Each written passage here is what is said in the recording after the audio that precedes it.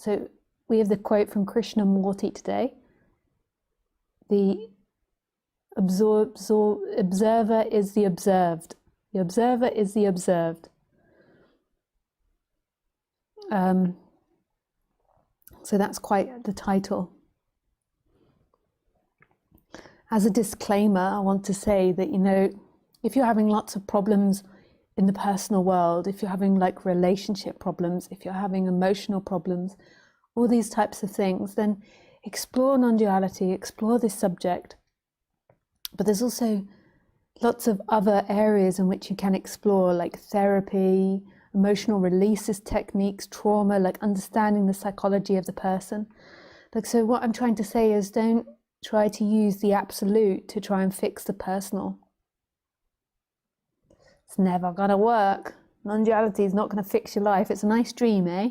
I'll disappear into the absolute, and then all my mortgage, my debt, my relationship issues will be done for.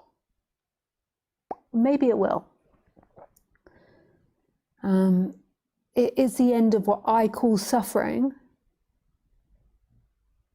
And I think there's like great nuggets which can be used as jumping boards into exploration. But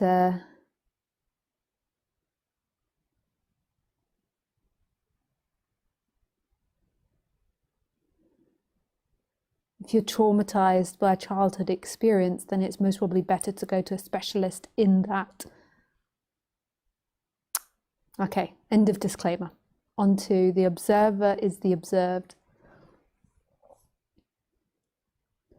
So what does that mean? Well, I don't know in the end what Krishnamurti means. That's personal to him.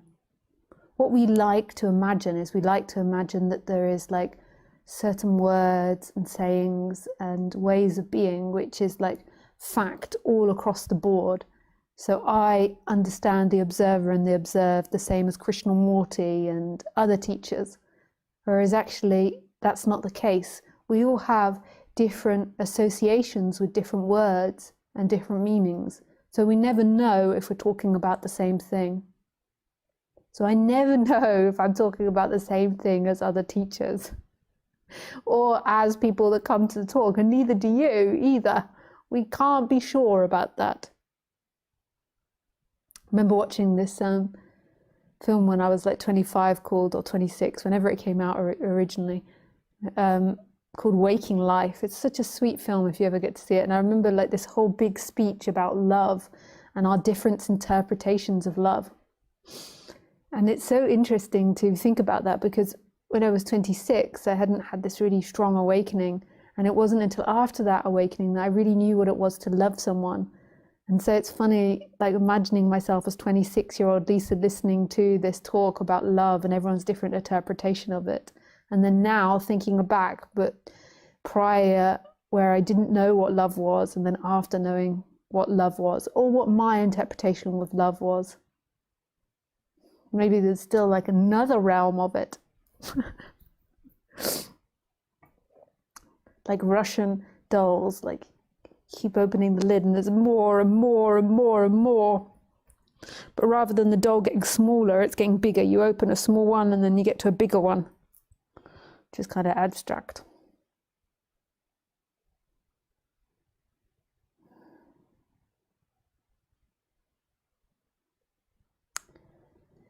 So to me, what the observer and the observed means is that that which is looking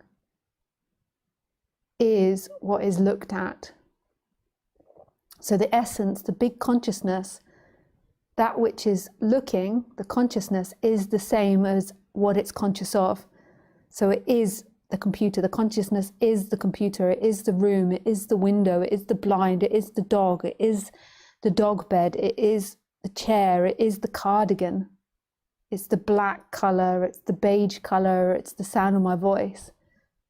So to me, that's what it means, which ironically kind of makes consciousness disappear, the concept or the idea of consciousness. And this is where you get to all there is everything. Like there is no observer observing anything. There is simply everything. And this is when we begin to get into these energetic shifts. So when you're identified with the body, it feels like consciousness is behind the eyes, like consciousness is located somewhere. And then when you have these energetic shifts, it's that consciousness is actually everywhere, and that consciousness is actually no thing, not one thing. So the observer is the observed.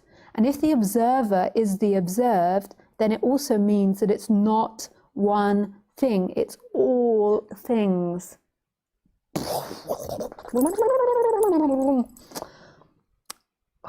That's heaven. It's like my whole body goes into bliss saying that.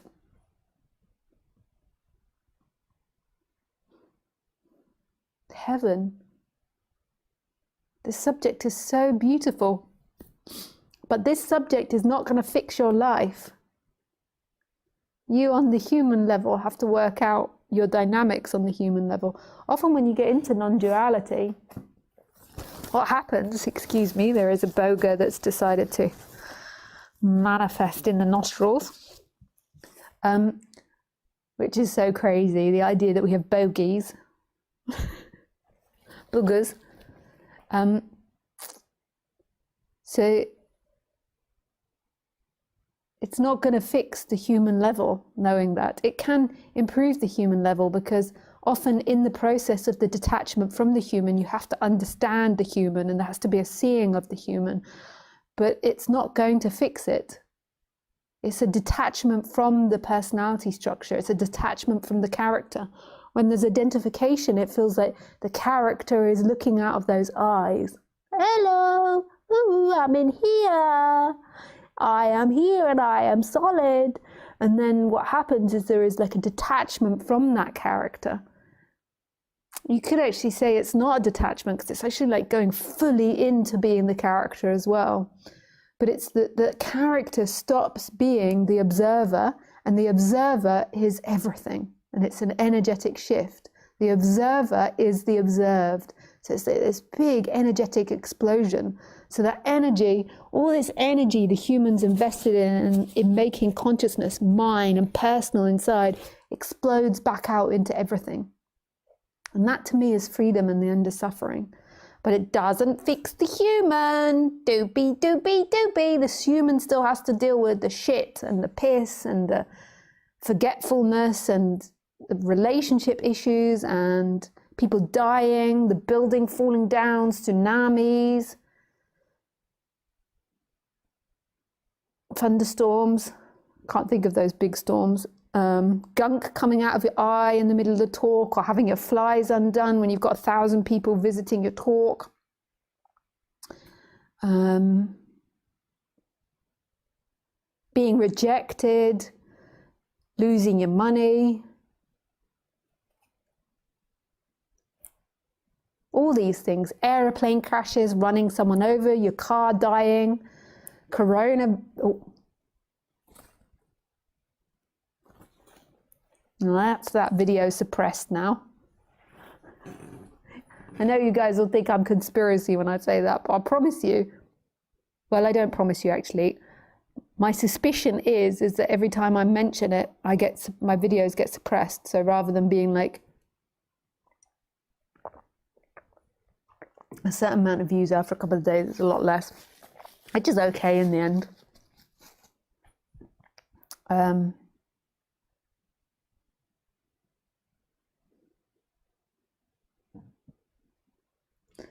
So it doesn't stop all these things. Oh, and if you're not into computers, like, and you might really think that I'm mad now that I think that it's algorithms. They go through your video and they're testing everything you're saying. So as soon as you upload it, the algorithm goes through quickly and it's checking for keywords of what you're saying. So anything to do with the, if you say, or all these different things, then you're more likely to get suppressed. And I watch it in my videos. And the reason that it bugs me is because I want to be bloody famous. I want to be like thousands and thousands and thousands of views so my ego can grow and be like, yeah.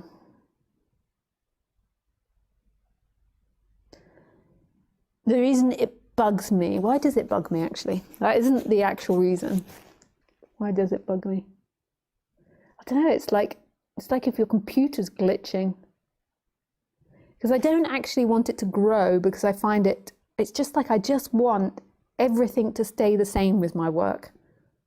Just to stay the same, because growing feels too much, but just staying the same. But it bugs me because it's like YouTube has won or something. I don't know what it is, but there is some little bug in Lisa that goes, and I see that it's being suppressed because of words I've said.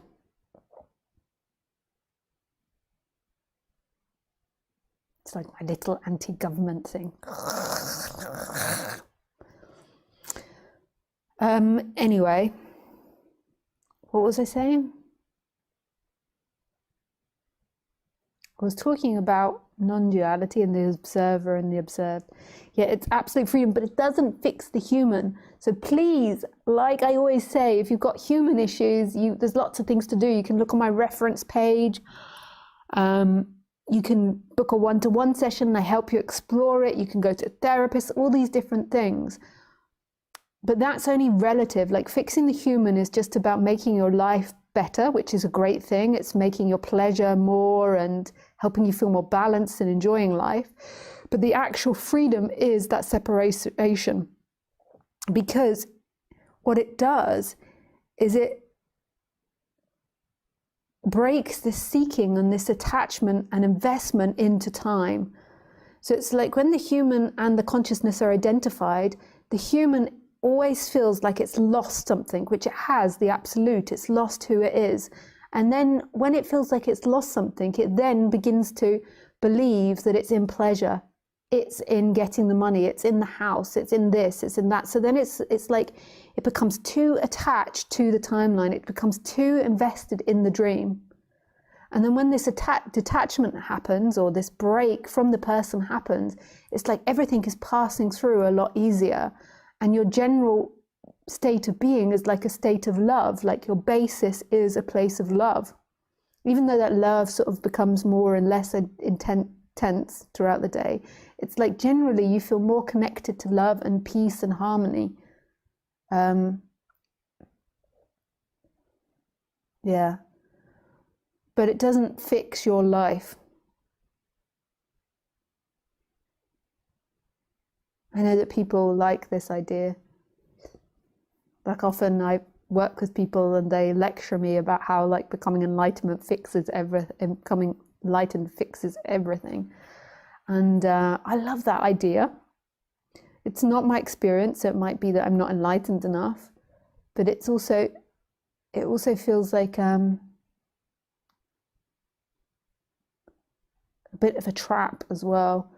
Like it feels like this seeking energy, like this constant striving for perfection, and then also this attachment to the flow of life. But it could also be it's something like I've not experienced, like there could be something else that happens in me, and then suddenly I become really powerful at manifesting and controlling everything. That feels like quite a lot of responsibility. I really need to go pee-pee, but I'm really comfortable. This is always the way with the toilet. I have this in the night. I wake up and I'm like, oh, balls. I'm sure a lot of other people too, as well. They realize they've got a full bladder, but then it's like the choice of getting out of your nice warm bed and going to the toilet and relieving yourself, or staying in the warmth.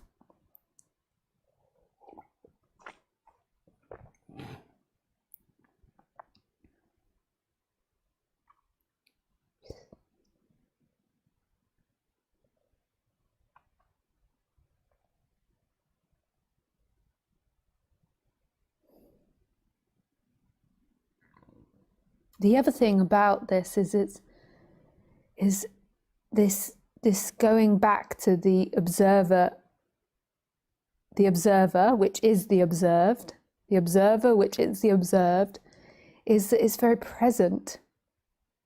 Like your essence is absolutely present. So that which is watching is really present. It's not an activity that you need to do, because it's the way it is. Like once you step out of the way, you see it's something you are. That's why I say like meditation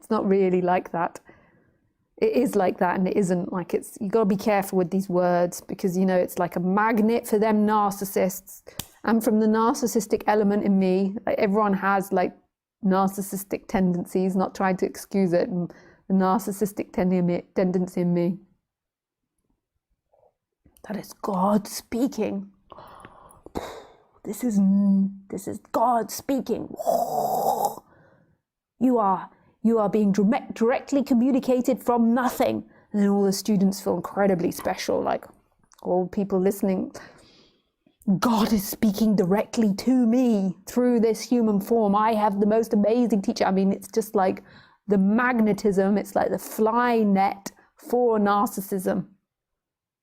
So we have to be careful, because it's not exactly like that, because everything that is spoken out of this body comes through the filter of Lisa. Everything in this whole world is directed by God.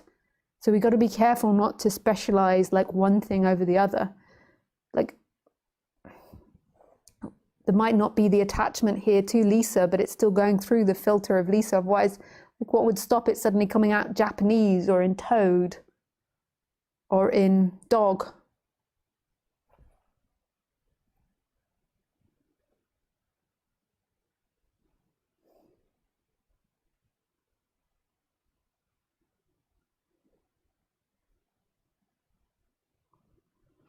But this subject, the observer is observed, is so beautiful, because who is experiencing now?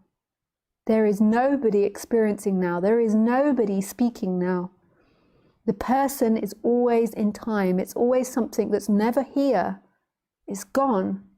I am going shopping tomorrow. There's an image of you, and then it's gone. It's being watched. It's being observed. And then it's gone.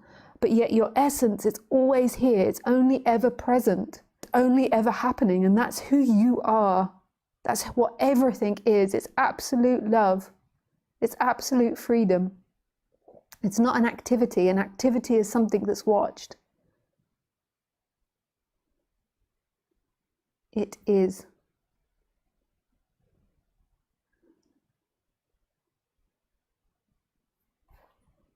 Okay.